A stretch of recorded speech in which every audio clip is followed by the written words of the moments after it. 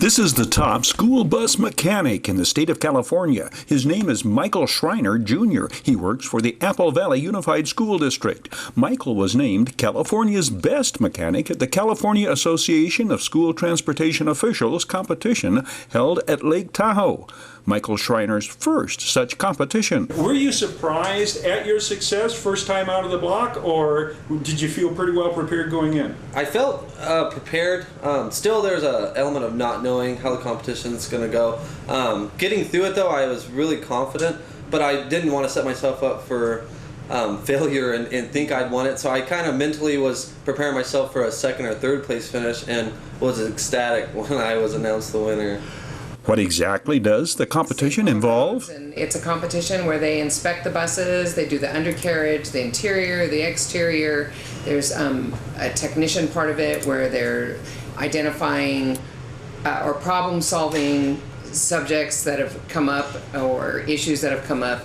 The written test was an ASC formatted test, meaning that a lot of the questions ask you technician A says this, technician B says this, and you need to answer which technician is correct, or if either are or both are correct. There's an interior inspection, which is 15 minutes. You have an exterior and engine compartment section, which is 15 minutes. And then you have undercarriage, tire, and wheel, which is 15 minutes. And in the 15 minutes, you go through with the judge and find as many defects as possible.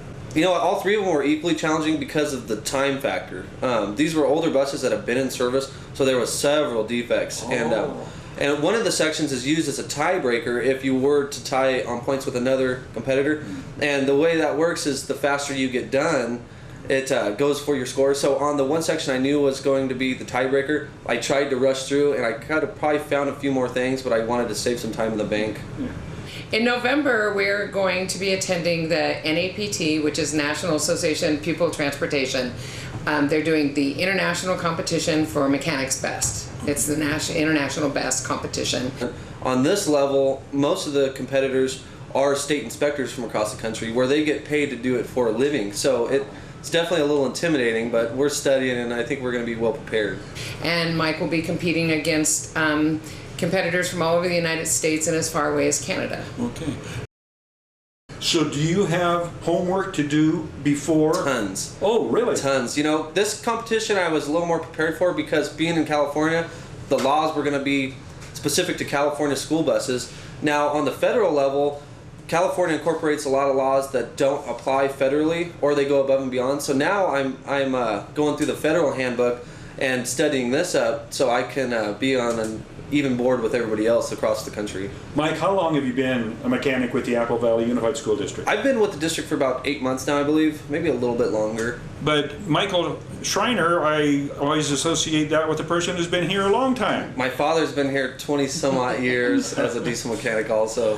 When did you know or think that, you know what, I might kind of like to get into that line of work? You know what, in high school, from being a little boy though, you know, I was always rooming with my dad. And in high school, it was really settling in. I took auto shop and excelled in it in high school, and it started kind of dawning on me that this is something I might want to do for a living.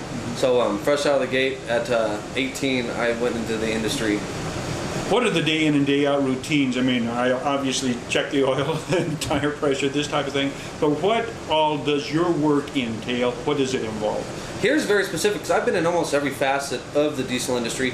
But here, school buses are just held to an extremely higher standard. You know, every 3,000 miles or 45 days, every one of our buses has to be inspected.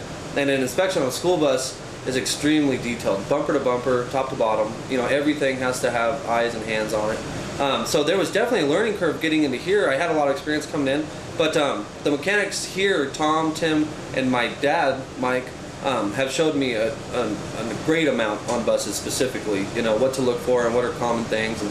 And then of course there's heavier line work, you know, actual repairs when something breaks down and has internal failure. And that's as it happens, of course, but there's preventative maintenance is always an issue. We have 67 school buses in our yellow fleet, and between the school buses and the white fleet, it's between 200 and 300 vehicles that they maintain. Mike, I know with any job that safety first comes first. Are there some aspects of it that can become a little more hazardous or dangerous than others? I would say there's an element of danger anytime you work on any type of engine. You know, we take precautions to make sure everything is locked out, tagged out, inoperable of starting if we're going to be anywhere near where you could get harmed. But there's obviously a risk involved with dropping heavy components or hands in tight, places, confined space. Are you like a doctor that is on call? I mean, do you have to go out sometimes if a bus breaks down? Absolutely. Yeah, there's a handful of service calls weekly. There's always something going on. Yeah, and even just that alone, working roadside, I mean, with oncoming traffic is something I would think you would have to be. Absolutely. Yeah, you've got to be very cautious. We always try to get. Most of our drivers are very well trained to get the bus into a safe area before they, shut down. But there is times we have to, have the bus moved to a safer location. It's just not worth the risk. Is there any time of the year that is hardest on the vehicles, or that work is hardest for you? As it gets cold, or is it when it's hot, or is it the same year? The summer months, the heat is definitely an added element that causes some failure. But for the most part, I would say across the board, there's always work to be done. There's always something wearing out on one spot or another on a bus. Well, congratulations on your success. First time out of the gate in the state finals, and best of luck to you as you head on into Kansas City. Thank you. Coming up in November. I appreciate it. Thanks. Have you had a contestant, someone from the Apple Valley School District compete in this for as long as you've been here? No, I've been here since 1988, and Mike is our first time attendee. Oh, first time's a charm. Yeah. Send him to Las Vegas, huh? Right.